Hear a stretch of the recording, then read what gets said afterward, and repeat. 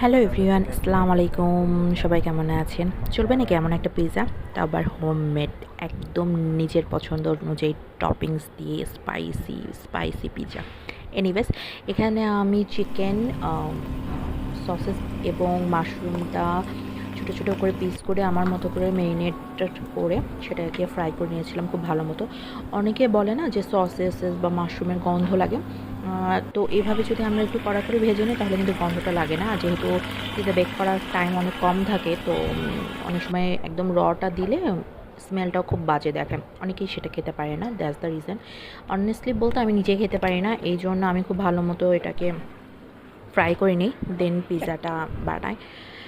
আগেই বলে রাখি ভাই, আমার কাছে পিৎজা সস নাই, কী করতাম জানতাম না, বাট আমার পিৎজা খাইতে মন চাচ্ছিলো, তো বাসায় যা কিছু আছে জোগাড়ভাবে পিৎজা রেডি করা হয়েছে। এখানে আমি টপিংসে নিজের পছন্দ অনুযায়ী ভরে ভরে টপিংস দিয়েছিলাম। আমি পিৎজার উপরে বেসিক্যালি হার্বস কোনো কিছুই দিই না, অনেকে দেয় না অলিভ টলিভ, এইসব কিছু আমার পছন্দ না। আমার একদম সিম্পল জিনিসগুলো দিয়ে খাইতে খুব ভালো লাগে। আর মাশরুম, সসেস আর চিকেন তিনটাই আমার খুব ফেভারিট একটা জিনিস, আর সাথে অবভিয়াসলি চিজ তো থাকবেই। দ্যাটস দ্য রিজন আমি আমার মতো করে পিৎজা টপিংটা দিয়ে দিয়েছিলাম। আর হ্যাঁ, উপরে এভাবে পেঁয়াজে একটু বেশি দিলে না, ফ্লেভারফুল আর সো ইয়াম্মি ইয়াম্মি ইয়ামি।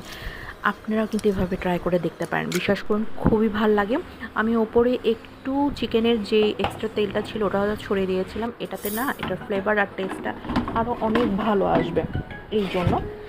এই নিয়ে বেশ আমি ওভেনটা আগেই প্রিহিট দিয়ে নিয়েছিলাম, তারপর এটাকে মোটামুটি 15 মিনিট বেক করে